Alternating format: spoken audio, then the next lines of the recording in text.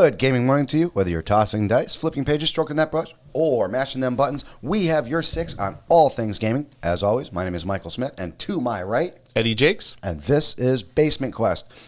We had last week it took off.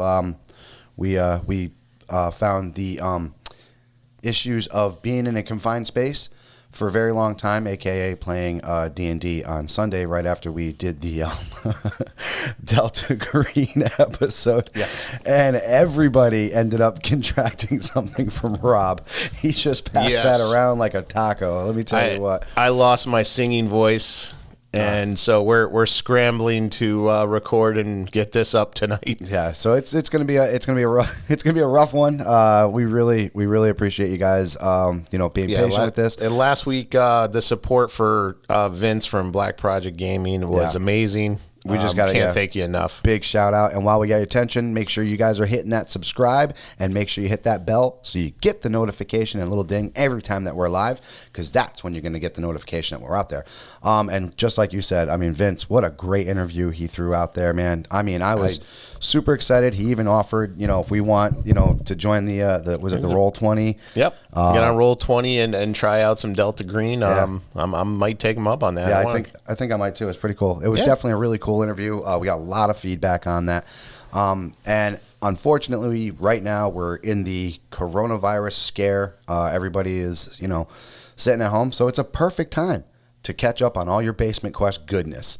We have, I don't know, did you put that the new big battle we just did up there? No, I'm working on that still. So we'll have that content coming up there for you guys. So we're going to have some good stuff for you guys as you're quarantined with all your toilet paper. And it's going to be a good time for you guys to write your adventures too. All those things that you guys wanted to do. You see what I'm saying? That's what I'm doing. This is a good time for nerds to do their things. I broke out some of my Tau, so I'm going to throw some videos up there of me going back and paint my Kroot and all that stuff. I got to get those guys done because now I got all my Blood Angels that I got to catch up on. Yes. We have a lot planned. Yeah, there's always something to do.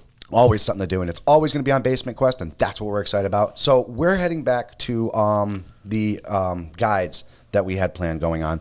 I'm going to be doing the D&D 5th edition Rogue this time, as it's called. I believe there's only 5 subclasses that I'm going to break down. I'm going to tell you what I believe are some of the best feats that you should use. Obviously, your pros, your cons, and stuff like that. And I believe you touched a little bit on it when it was Palladium considers them all men of arms. Right. Basically, anyone it's magic other than magic. So I'm going to touch on some classes that are still left over from some of the other books. A couple little tips and tricks on how you can make your thief just a little bit better. That's how we're going to hit it off. So we're going to go right into the meat and potatoes of the show. And we hope that you guys really, really like this. And we hope that you guys really, really, really like the guides too, because we've gotten a lot of good feedback on it. You know what I'm saying? And it's funny because one of my players actually took my advice and changed one of his feats out and took Lucky, and it worked for him. Yes. Who would have known? You know what I'm saying? Don't discount luck. It's a game of chance. Absolutely. Absolutely. That's what I love about this. All right, so let me break this down real quick for you. Obviously, the rogue, everything that you think about the rogue is exactly that. He's your scout. He's your trap disarmer. He is your lock picker. He's your striker, if you will. The one thing he is not is a lot of hit points. So you need to make sure that your rogue is taken care of by a tanky tank. Keep in mind, a rogue class is a thinking class. You really need to strategize. Good call. Not saying other players don't think with their character, but let's keep real. A barbarian is pretty much go in there, kill all of the things, leave. Mm-hmm, exactly. So typically your rogues are split into 2 types. You have your ranged rogue and you have your up close and personal rogue or a melee rogue. The melee rogues tend to go with 2 weapons because then you get twice the chance of going for a sneak attack. And of course, your ranged attacks, they typically rely on sniping and stealth and getting up on a higher ground to do their damage there. One of the worst things about rogue, obviously, hit points. You're not going to have a lot of them, so you don't want to be on that front line. You don't want to be anywhere next to that front line. Like I said, get yourself... Keep your friends close and your healer closer. Get yourself a nice tanky tank. That's what you need to do. Your dexterity saves, obviously, you want to put a lot into dexterity, and a lot of your saves are going to be coming from dexterity. So as long as you put a good amount of your points in towards dexterity, you're going to be absolutely fine. Proficiencies, they get all the weapon proficiencies they possibly need, including the Thieves Tool proficiency. Make sure you get that early. I know that they say, you can turn around and you can, if you read it, it says, okay, I can be proficient in 2 weapons right off the bat. And it's tempting. It is very tempting. But do not forget, you need those tools. You need the Thieves Tools. That is first and foremost. Obviously, the play your character. Right. The bread and butter of the thief, your sneak attack. It's a source that does the most damage for the rogue, so you need to make sure that you put yourself in a good position to constantly use this to your advantage. The expertise of a rogue, they are almost the jack of all trades, but they can expertise in pretty much anything that you can think that they can do to make them, obviously, a better thief. Cunning actions, it's a fantastic option for sneak attack. Archers can use the hide to stay hidden between attacks, and melee rogues can use the dash and disengage to move around the battlefield more often. It gives you a good way to, like I said, like if you're a ranged rogue, you like pop up, take your shot, pop back down, and you're hidden again. If you're one of these dash and dine rogues, as we like to call them, you go in, you hit, you do your damage, and bam, you're all set. If you're a rogue too, like I can't stress this enough, do not discount the use of poison. Poison can cause initial damage. It can also cause damage throughout the entire combat round. So don't discount the use of poison if you're shooting it from a range. Right, exactly. That's a big thing. Because it's almost, if you break it down, so you hit once with poison, like say a dagger, and there's damage for however many rounds, that's almost like someone else is fighting along with you when you're in a one-on-one competition against another creature. Exactly.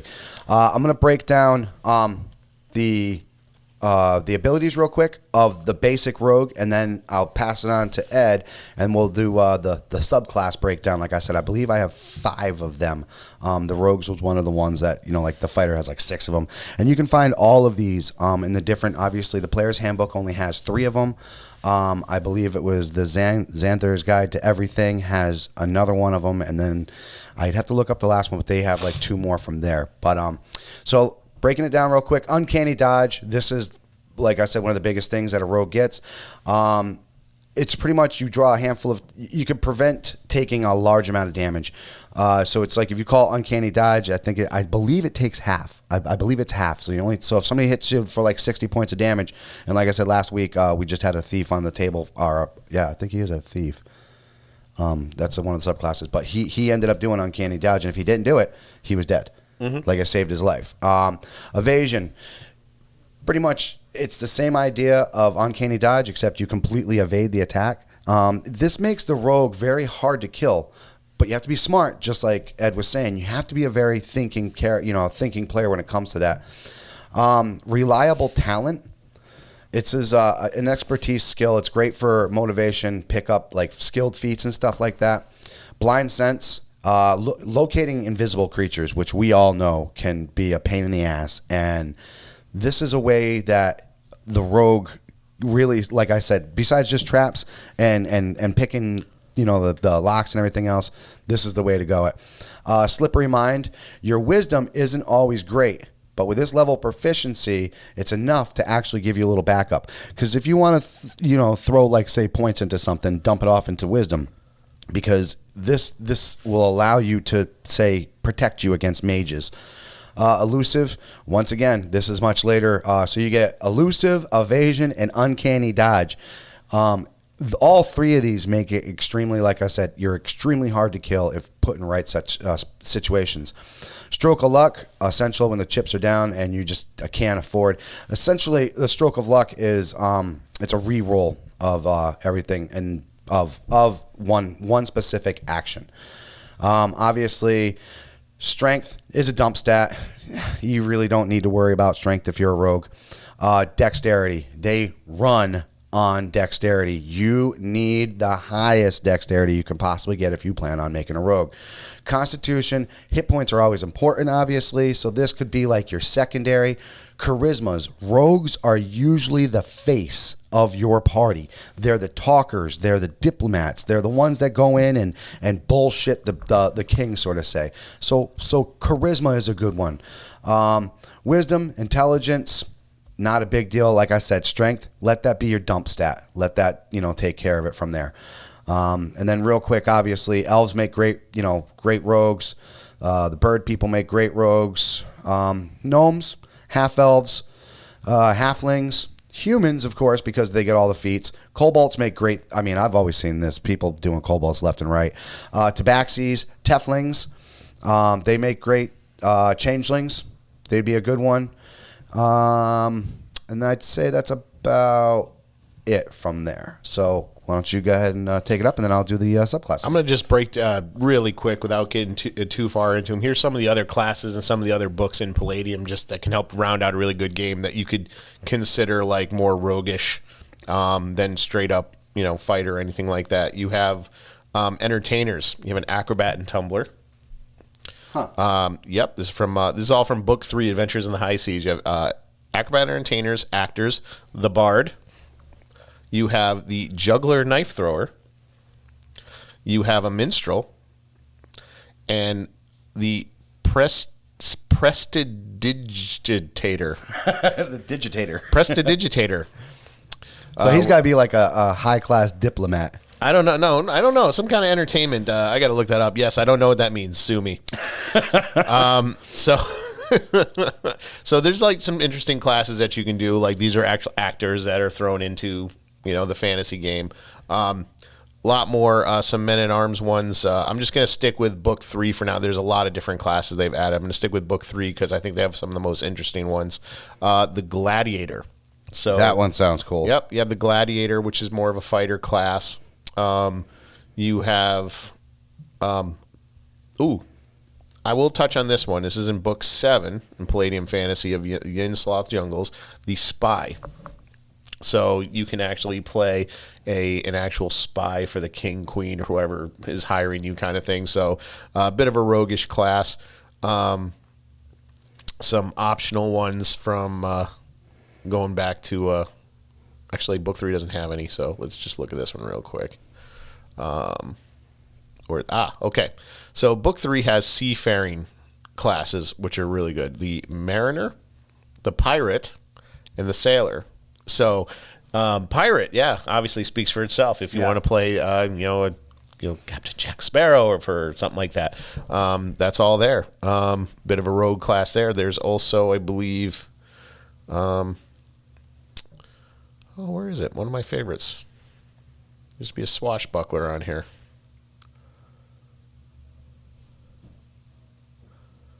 I think I remember that. Yeah, I do remember that because I was like, oh, that's cool. They actually have a freaking swashbuckler. I'd rock that. I would rock that. No, he's somewhere on there, but basically it's just exactly your classic movie swashbuckling hero. I guess it actually falls under the sailor class, but basically you're a person of the sea. That's where you get your typical, using the two rapier kind of thing, right? And a lot of interesting things here. And then one class that we didn't get to touch on too much, because this is where I think D&D and Palladium deviate a lot, is where Dungeons & Dragons has kind of gotten away from psionics as overall. Yes.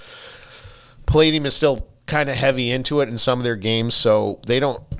They have clerics and stuff in the other books, but if you're just using the core books for your game, your healer is going to be a psi healer. So basically, it's a natural ability to heal, so it falls under the psionic class. You have higher, PPE than other character classes, obviously, because your base power comes from psionics. Right. Level 1, you automatically get Deaden Pain, Exorcism, Healing Touch, Increase Healing, Psychic Diagnosis, Psychic Purification, Psychic Surgery, See Aura, and Empathy. So you start out with those with a pretty big list of psychic abilities, and obviously they grow as you go up in levels. Right. And you can kind of, up them where you see fit. Same basic OCC, starting equipment, etc., etc. Limited to things like I think armor and stuff. Restrictive armor kind of affects the abilities. It's not like you can do. It's not much of a fighting class, but you can up your fighting because it starts with hand basic. You can up it, but you have to sacrifice skills for that, which I don't often recommend because these classes are really dependent on their skills. Yeah, no, I agree with that. I definitely agree with that. So if you're going to play, a character like that, they're an educated class, so they learn 2 additional languages and such, et cetera, et cetera.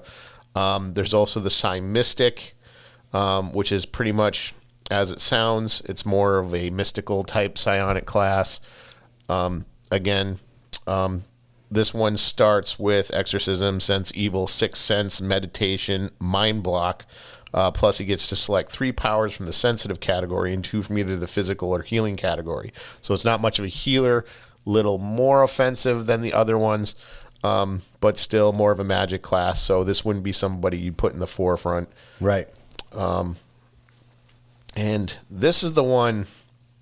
This is the one that you would use offensively the most. This is the Mind Mage player character class. This is the one that actually is a strike first kind of psionic class, more like the Wizard of Psionics. So if you want to play a more offensive character, you're going to want to use this one, versus the other one. This is more. I'm not going to say it's a tank. It's definitely a striker. Even though you can have some healing abilities with this, but it starts off with Mind Block, See Aura, Alter Aura, meaning yourself. So this is someone, if it's engaged in psychic combat, can actually change its aura. Meditation. Plus, you get to select 3 from the 4 psionic power categories: healing, sensitive, physical, and super. So that's 12 psi powers total. So this is the most powerful of the psionic classes. Limitations: Mind Wipe, Psi Sword, and Possessed. Others cannot be selected until 3rd level. So yeah, it's just a quick breakdown of those 3 classes. Obviously, the psionic powers, they vary from healing to attack to, subterfuge to distract, that kind of thing. But yeah, those are just a roundup of the few I didn't get to touch on last time. Nice. So, all right. So I'm going to break down real quick. Like I said, before I do go into this, there is one thing. If you do plan on before I go into these 5 arcane, the arch types of the rogues, one of them is called the Arcane Trickster. And that's essentially like a Loki character, if you will. He is very good on magic. So he actually has abilities and stuff that allows him to use magic. So that would be the one rogue that you might want to sacrifice charisma to make sure you have a higher intelligence on. Just because, like I said, he does have spells and he's going to have other things. So you're going to want to have that ability out there. You're going to want to be able to, make it upgraded like that. Real quick, just obviously they're coming out with feats all the time. We personally, I brought back what I call monkey hand. You can use a 2-handed weapon in one hand as long as you have that proficiency. It was a 4th edition skill. I kind of brought it back. It's homebrew for those of you who do that. can I use 2 symbols? Sure. I had to. Sorry. So, real quick, obviously, alert. You want to go with alert. Going first is quintessential for all rogues. Don't pass up on that. Actor. This is a nice bonus because you can. What it does is you can get your. You have essentially, it's like a double, like a doppelganger. You're an actor. You can come up with these disguises. You can come up with these voices. You can.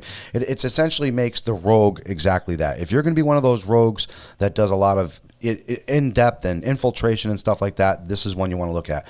Crossbow Expert. Now, this is another thing. You don't have to be a ranged rogue to get this ability.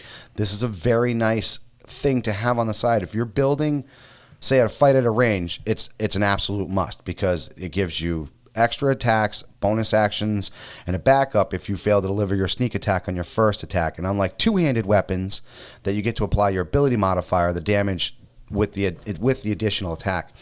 Like I said, this is a good way if you want to use your ranged rogue, But also, if you kind of like want to have a little bit of ranged backup for your melee rogue, it's a good thing to pick up on. Dungeon Delver, handling traps, secret doors. This always comes into a rogue's hands. So just to have that extra skill, have that extra ability, it's a good way, especially if you know you're going to a lot of dungeons. That's a big thing. Inspiring Leader. If you're a charisma-based rogue, do not pass up on this opportunity. This gives you temporary hit points, reduces your need for magic healing. It's essentially like how they used to have not the Warlord, Warlord, right? Warlord. I think it was a Warlord back in 4th edition. They would give your buddies all these bonuses. Magic Initiative. This is one of those ones, like I said, if you're going to do the Arcane Mage, you want to go, or the Arcane Rogue as it is. It's Arcane Trickster. That's what it is. It's essentially what it is. It allows you to use magic with your sneak attack, so you can get the extra bonus out of there. So it's if you're using the Arcane Trickster, by all means, look this feat up. Mobile, this is obviously hit and run tactics always. So this allows you to run in, attack, and then run safe away without getting an attack of opportunity. Later on, you'll see that the rogue automatically gets that, but that's not till like 17 rounds. So to have that feat early is a really good thing you want to do. Ritual Caster, obviously the Arcane Trickster. You want to have this. It's a good way to just make sure you get advantage on all your attacks. Which we all know how many times has advantage helped you. Never. Sentinel. It's a myth. Good way to get opportunity attacks and therefore give you more opportunity attacks to make sneak attacks. It's just a good way to kind of get everything going together. Sharpshooter, absolutely fantastic. If you're going to be a ranged archer, cannot specify that more. Skilled. With a reliable talent, you can rely on any of the skills that you know, even with a mediocre advanced score. So if you take skilled on something, even if you fail it, there's a chance that you can still pass it. Skulker, this is it's if you like to be a sniper, you kind of like you stay hidden, and it's one of those feats on. Obviously, the Weapon Master, you don't want to fuck with that. I mean, it's nice. It's a nice idea, but it's a waste on a rogue because there's only certain weapons that should really fall in a rogue's hands, and it's all pretty much there for you. Crossbow hand, come on. Light crossbows are nice, but hand crossbows are more concealed and work very well for a rogue. Dagger, duh. Rapier and short sword.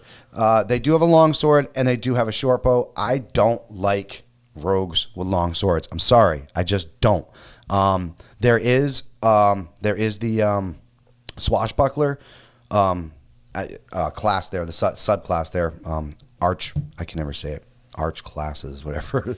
the sub, I call it subclass, but you know, arcane subclasses is what it is. But one of them is a swashbuckler. So that's why. And even then, that's why I'd we use give a them rapier. their own OCC. Right. There you go. I'd use a rapier over a freaking longsword. I just don't. I think they're stupid. I just don't. I don't see a rogue using a longsword. I'm sorry. Well, people. I just don't. Here's the thing. I don't know why rapiers get such a bad rep. They just don't like the look of them, but they're very effective. They are exactly. And they protect your hands. I mean, yeah.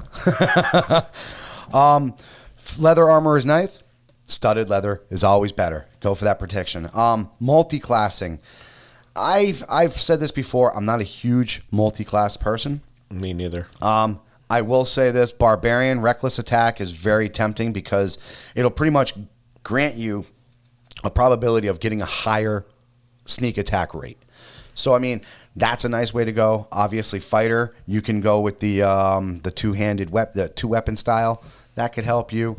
And ranger, level 2, you get the fighting style that you can access the hunter mark, which makes two-handed weapons more viable, and then you can literally mark your target to give you that advantage with range. So there's bonuses to doing to multi-classing. I'm still not completely sold on the multi-class. I truly feel like you kind of like get away from the class itself. You know what I'm saying? Like you really get away from like everything that's like you can't get to level 20, and sometimes 20 is like where all the big ones are. You know, all these huge abilities. All right, so let me go down to the first one we got here, and that would be the first multi-class. There we go. Not. I always say freaking subclass. Okay. So you have the Arcane Trickster. We'll bring that one right off the bat. The Arcane Trickster is exactly what it sounds like. He brings magic to the rogue table. Enchantment, illusion spells. There's trickery. All kinds of different things. Obviously, spellcasting. With the Arcane Trickster, you get spellcasting. You use both these skills to work very well for Arcane Tricksters. Remember, sneak attack requires dexterity-based weapons, so you can't rely on your spells for that. So you would have to make sure if you're doing an Arcane Trickster and you still want to have that bite of your sneak attack, you have to put the dexterity in there, and the intelligence has got to be your backup. Mage Hand, controlling the hand as a bonus action means you can pick locks, pick pockets while you're doing other things. So you're fighting over here, and your mage hand can be picking a lock. Your mage hand could be picking the pocket of the person you're fighting. So cool little thing right there. Magical Ambush. Since your spell DC won't likely be as good as a regular spellcaster, this does a lot to improve the reliability of your spell itself. Versatile Trickster. This advantage allows you to sneak attack the target. You'll use the move hand to move into range for this to work. But if you use your cunning action in the previous round and do so, there you go. This is like Ed said before. It's a thinking class. It's not, you just can't roll in here and expect it. You have to, the stage before, you're doing your cunning action to get yourself in position. The next round, you're doing your major damage, and then you're falling out, maybe getting ready for your spell. You know what I'm saying? Study that player's guide. Exactly. Versatile Trickster, that's one I just did, sorry. Spell Thief. It's obvious if you use steal spells from spellcasters. So essentially what you do is you can steal a spell from a mage. As a thief. All right. Use it, but use it right then. You know what I'm saying? This is my only objection to the Dungeon Dragon system. It seems like eventually everybody bemes a magic user. No, yes, I do. That's my only criticism. I do got to say that. The fighting, obviously, when we did the fighter's mage, the fighter's guide, there's the arcane, the Altric Knight, or whatever. I feel like with Palladium, if a thief is a thief. You know, a bard is a bard. A magic user is a magic user, and they stay that way. I just this mismatch of magic and stuff is. So actually, it doesn't specifically say it has to be from enemy spellcasters. You could technically steal a spell from your party member too. Oh yeah, I get it. It's neat. I don't know. Doesn't seem pure to me. I don't know. It doesn't seem pure. All right. This is one of the subclasses that I think most people venture towards. The assassin. The assassins are good at two things, people: infiltration, and you guessed it, assassinations. You want to get your character or your player character in a position where he's not seen and can do the max damage. Weapon proficiencies, both toolkits, are fantastic. Obviously, this is the way you want to go for. Assassinate. This is an excellent motivation to lead off every combat with huge damage. But sneak attack requires that your attack be dexterity based, so you might want to use either a rapier or a heavy crossbow to do as much damage as possible. Here comes the rapier again, because like we said, it does the same damage as a longsword, but it's not quote unquote the longsword. Infiltration expertise, situational, but very flavorful and absolutely fantastic in all situations. So what this does is this allows you to perfectly infiltrate yourself into a structure, into a self-based, self-going structure. So you're no questions, nothing else. Imposter, same thing. It's situational. You're gonna have to be one of those campaigns where the DM is really, really working with you and you just lead yourself in there. And then, of course, the biggest thing for being an assassin, your death strike. Combined with sneak attack and assassination, this is quite possibly the most damage any subclass will offer you. If you do things right, including with your feats and everything else, you could coup de grace a motherfucker like that with the assassin class. It is no joke.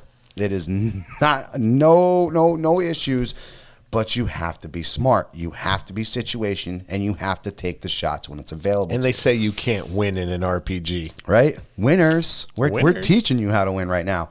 Inquisitive. So this is one of those ones I just recently found out about. And I was when I read it, I was like, okay, I can see this. It's pretty much the whole idea is he's incredible at finding everything. Hidden traps, doors, locks, treasure, and invisible people. Like, he can find them all. He is the see all be all of everything. Ear for the decent. It's just like it says. I mean, he literally can hear a mouse fart from 15 rooms over. Eye for detail. Like we said, find hidden creatures. If there's something that's hidden by magic, you'll be able to find it. Insightful fighting. An ear for deceit will make this very viable. For the last for a full minute. Now, a minute in D&D, keep that in mind, is 8 rounds. Mm-hmm. 8 rounds. So that's a long time. And that's plenty of time for you to have this benefit going on. Even if you used your first check and it's gone, you still have like 7 other rounds for this to go through. Steady eye, same thing. You set it up and it allows you to take the advantage or reroll advantages. Unerring eye, wisdom isn't especially useful. However, with this, it helps bonus or build up your wisdom. This is just another one of those things. If you get attacked by a spell, it's just a nice way of saying, hey, we gave you a wisdom check here, even though you shouldn't have wisdom. Just like you said, everybody has to, everybody has to do their spy or their magic thing. An eye for weakness. This is really cool. This is it's essentially, it gives you the bonus damage because you know how to hit the person.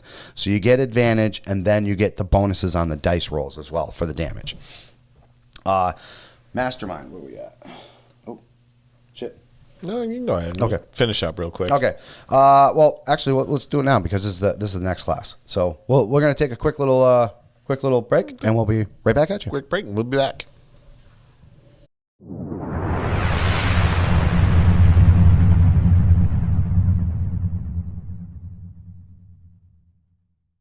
All right. And typically this is with a lot of people, they tend to think that this is one of the better subclasses for the thief. It's called Mastermind. This works in a game that has a lot of intrigue, social interactions, which really you want any of your games to have that. Mm-hmm. You know what I'm saying? You don't just want to constantly be going down and fighting dungeons and doing dungeon crawls and haunted forests and all that crazy shit. So when you have stuff like that, it makes it more exciting for you. Master of Intrigue, pile of proficiencies, which you'll never use, but they might be very useful depending on the style of your game. Master of Tactics. It gives you a target advantage, which is pretty great for a lot of characters. Of course, as a rogue, no one needs fucking advantages as much as the rogue needs advantages. Insightful Manipulator. It's a fun way to metagame. So if you're pretty much in cahoots with the DM, like we said, this is going to be one of those games that have a lot of intrigue, social interactions. You can work with your DM, and you can work this as you're almost helping form the story. You're helping the story flow with your actions and your manipulation, so to say. Misdirection. The ability to hide behind a creature that's one size larger than you is always a nice ability. It also gives you as much cover as you can be. If you're in light, it'll shield you, almost make you seem like you're dark. It's a good way of misdirecting and hiding yourself from the enemy. And then Soul of Deceit. This is one of those ones. It's a very situational thing, but it's mega damage. It's one of those, if you're in the right situation, and that's what, just like we said before, you need to be thinking about this. If you know you're going to be utilizing this attack has got to be set up. Most of the times your sneak attacks have got to be set up. You're not just going to go rolling in and be like, I sneak attack that guy. It's not going to work like that. You're going to have to use... As soon as the character, they put eyes on you, right. You're found. As soon as you go in there, your first turn, your first round should be movement. getting yourself in the best situation possible for the biggest guy. I am saying pick on the biggest guy. Go for that leader, but make sure you got a tanky tank and make sure you got a little healer that's taking care of you on the side as well, because that's gonna make sure that you stay alive.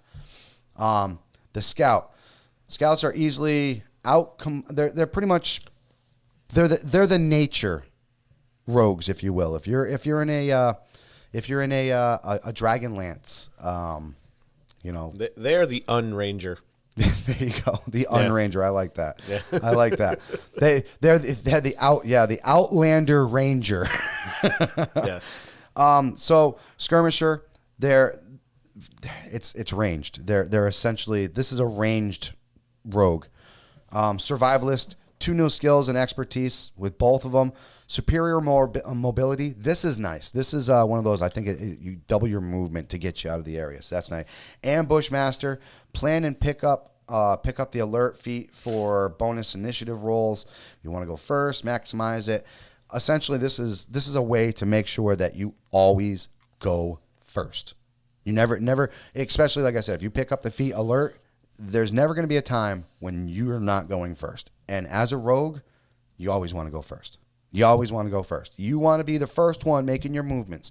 You want to be the first ones doing your damage. You want to be the first one out there making that contact, because your buddies are going to be the ones that follow that up. When you do that initial damage, you're not going to be out there destroying the person, the first target. You're going to do so much damage to this thing the first round that your buddies are going to follow it up and complete what you started.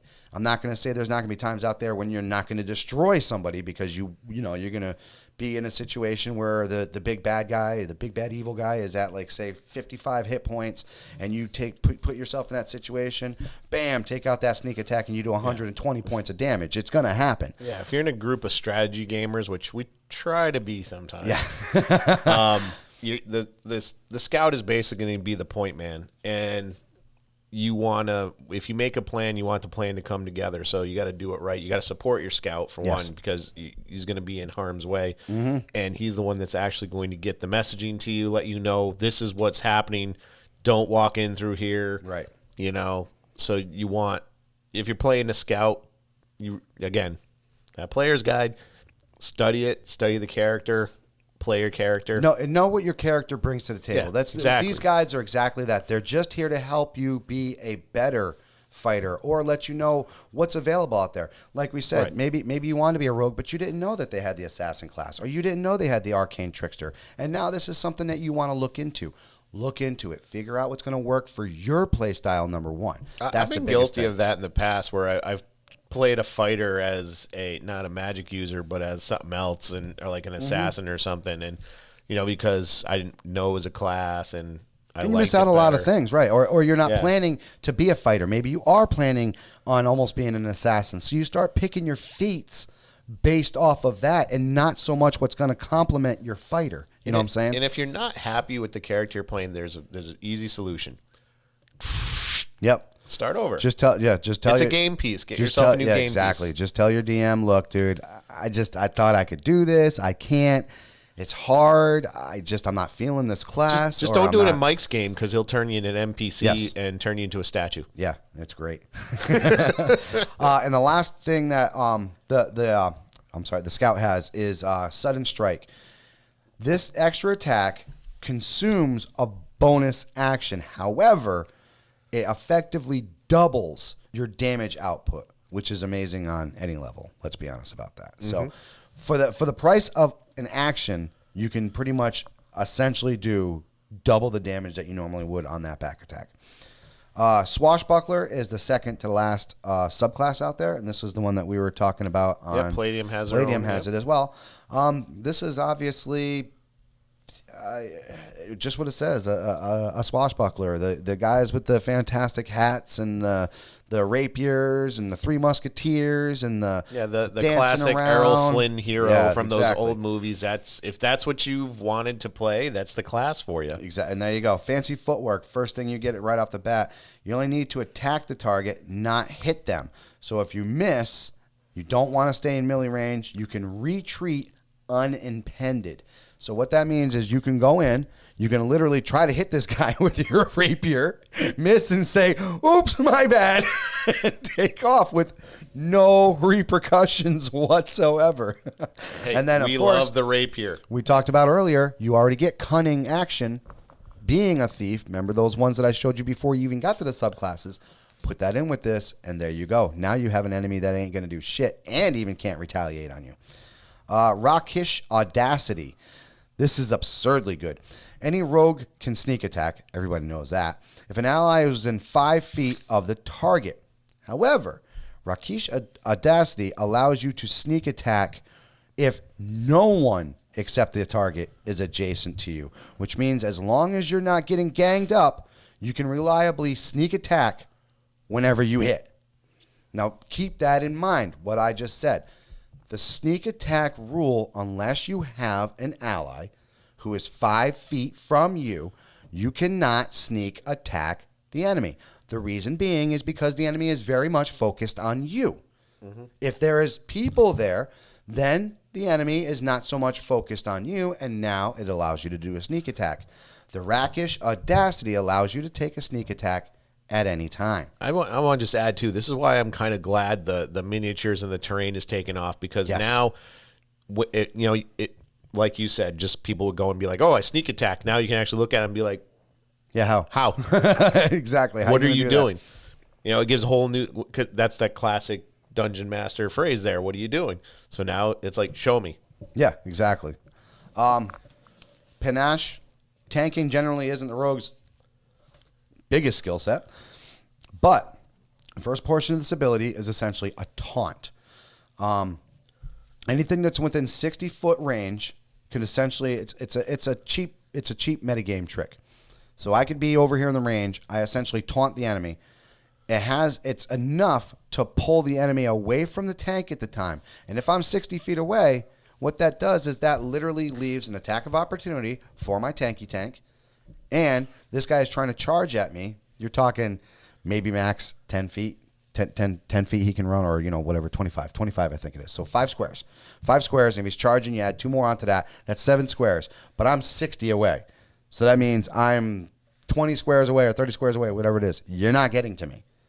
So it's essentially a trick that's going to pull the enemy away from your tank and allow him to get fucking... If you've ever watched the first Pirates of the Caribbean movie and you watch when Jack Sparrow is fighting with Orlando Bloom's character, I forget his name, that whole fight, panache. Yeah, there you go. That's the whole thing, panache. Yes, exactly. So, there you go. Character study. Elegant maneuver. Advantage is great, especially on a skill like athletics, which use shove, and then you can use it to shove the enemies prone, which, hey, guess what? Now your tanky tank gets to fuck him up. It's essentially another way of getting yourself away from a situation, not getting an attack of opportunity, putting yourself into a better situation of maybe getting that next sneak attack again. Master Duelist. Sometimes you can't risk missing. In those cases, this is a lifesaver. Most of those times you can still use the fancy footwork to move away. Remember, we talked about that earlier.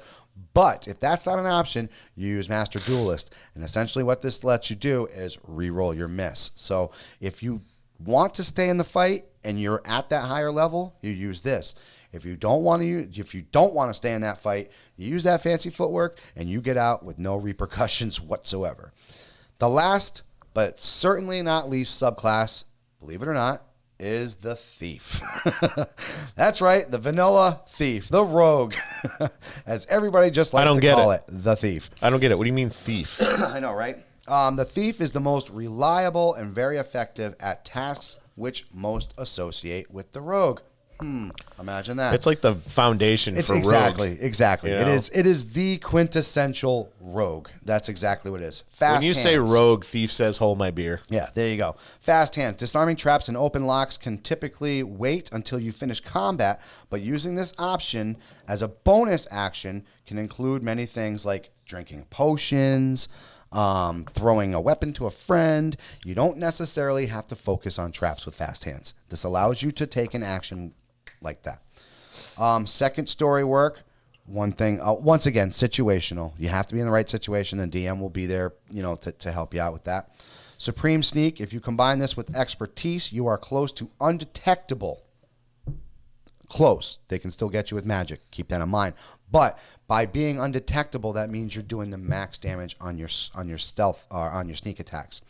Use Magic Device. This opens up all manner of weapons, wands, staves, which are normally limited to specific characters. Therefore, your thief could use the Wand of Fireball, the Staff of Never-Ending Snakes, or whatever. This, like, a rogue normally can't use these.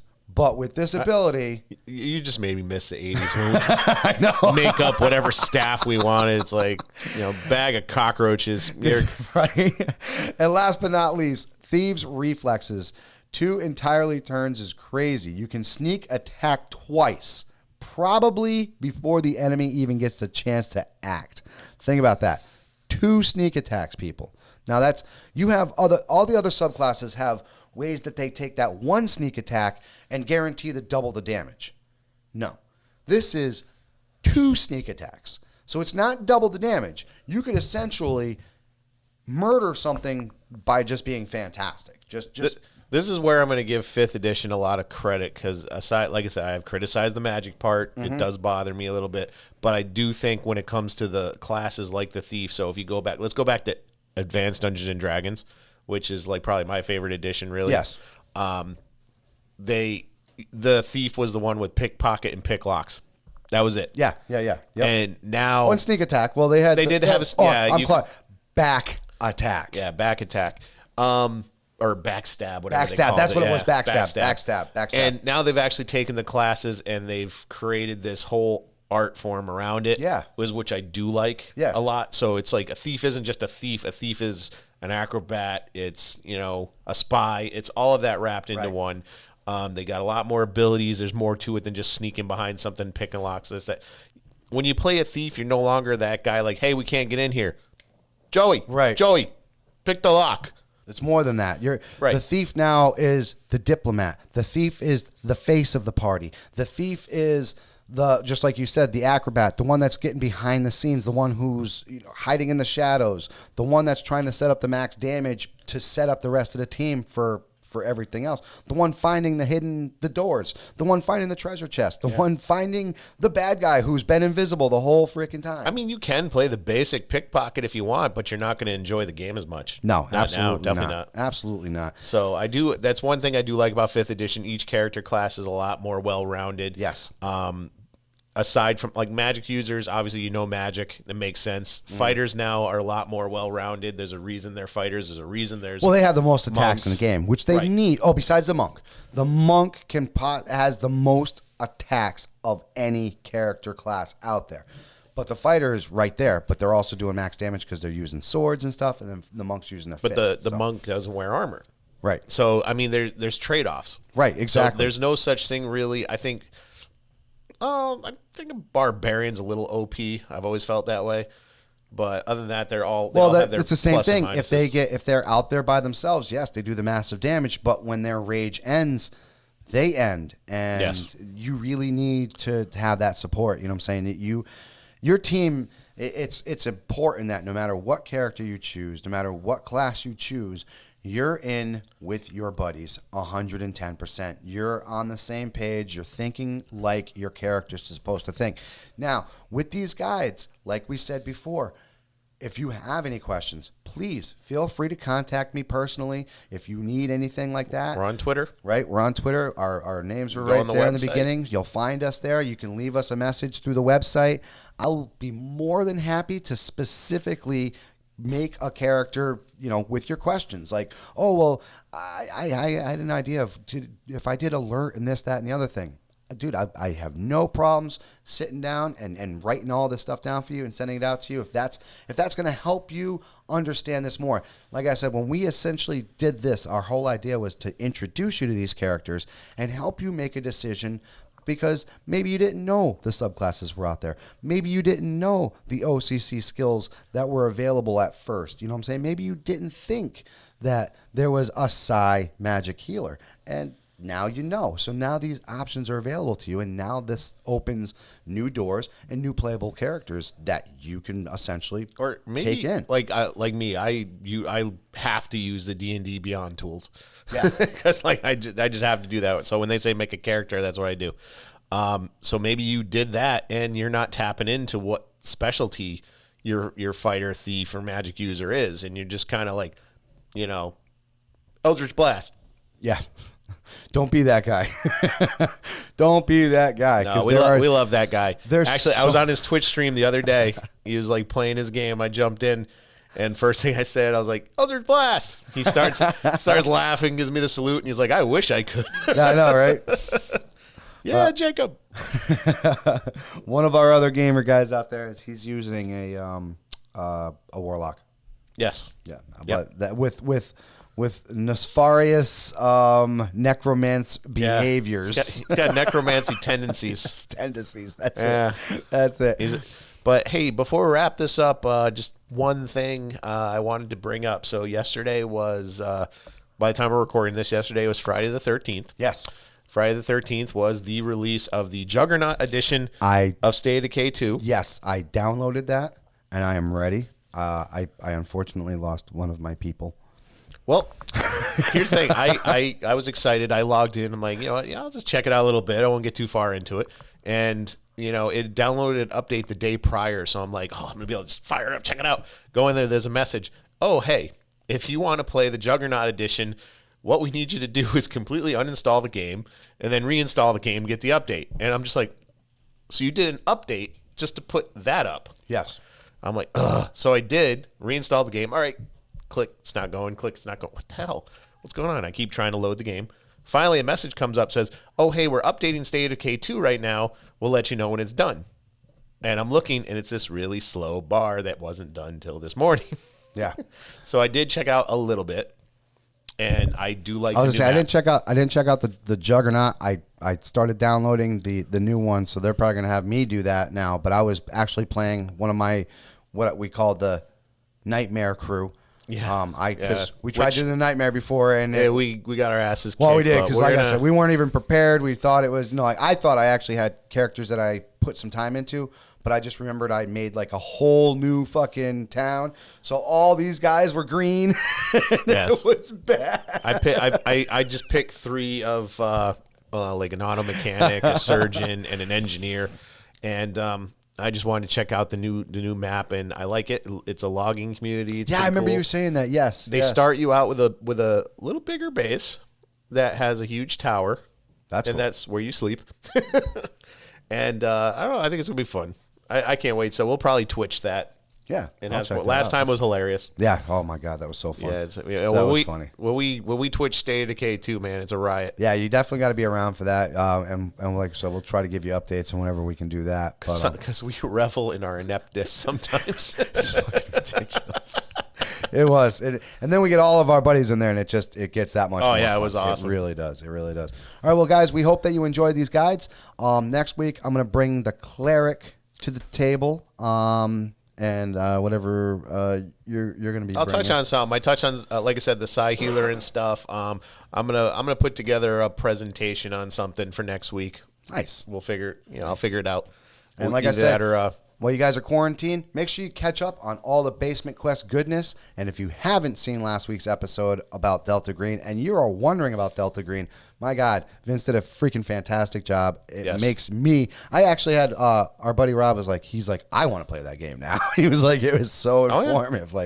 And also, don't forget, we're still looking for Pathfinder players out there. If you are a Pathfinder player and you think that you can be like Vince and give us a very, very detailed explanation of Pathfinder, contact us. We would love to have you on the show, just like we had Vince from Black Project Gaming. Thank you, from Black Project Gaming. Come out and give us, like I said, just the teardown of that fantastic game. And we've had questions about Pathfinder a few times.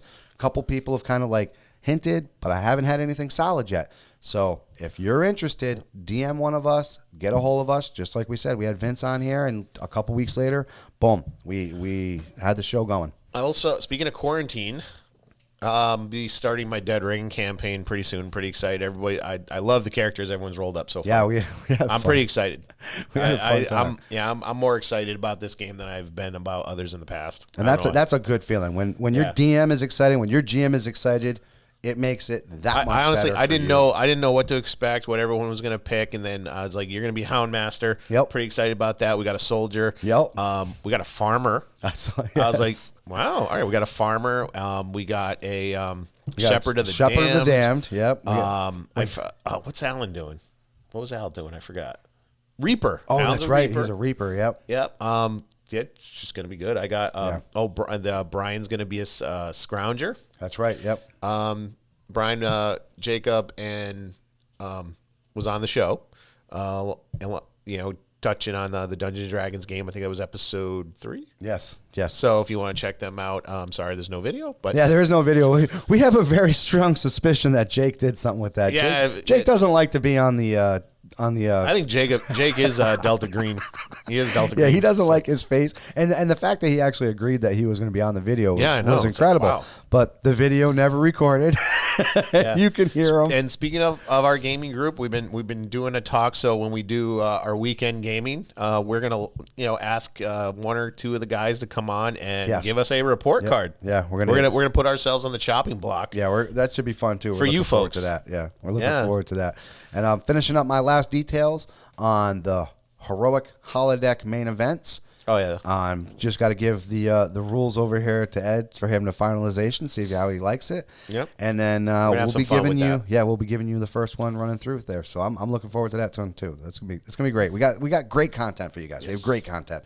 Plenty of nerd deliciousness for you. Yes. And it's all in quarantine because there's probably not going to be any cons or anything. Nope. So I'm wondering about that one that we were talking about, whether or not that's going to do it, man. Because it can't have more than 200 people in a place now. They cut that out. So now they're saying like places like was it New Haven? Now they're saying half occupancy for movie places, restaurants, and bars. Yeah. So if you had like an occupancy of 120, it can only be 60 now. So I mean, it's getting serious. They're not letting people really hang out anymore. So hey, that Roll20, here's a good chance for you guys to check it out, man. If you want to play and you're just afraid to go out right now, hit that Roll20. Hit up some of these great people. I want to shout out some of my old friends from my DJing days. They're going to be doing a quarantine DJ live stream throughout all of Facebook. That's awesome. So that's going to be awesome if you like that kind of music. But again, thanks. Hit subscribe, hit the bell. If you're listening to this on Apple Podcasts or Stitcher, leave us a review. Please. If you listen on Spotify, you can share it to your Facebook stories, your Instagram stories. Yeah, that's basically it. And if you want to contribute to the show, you can do it at anchor.fm/Basement Quest. If you like the content, as little as 99 cents a month. Hey, it helps us. It helps us get all the stuff out there, like I said, and just give you the quality Basement Quest goodness that you're used to. Yes, and as always, basementquest.com for everything. Everything. Contact us. Like I said, if you want more information, if you're like, Mike, I want to make a fighter, and I had this, that, and the other thing. Please help me. No problem. Or hell, if you think we're full of shit, come tell us. Yeah, we'll be there. I'll be there to back it up. I'll show you. See you next week. Absolutely. Love you guys.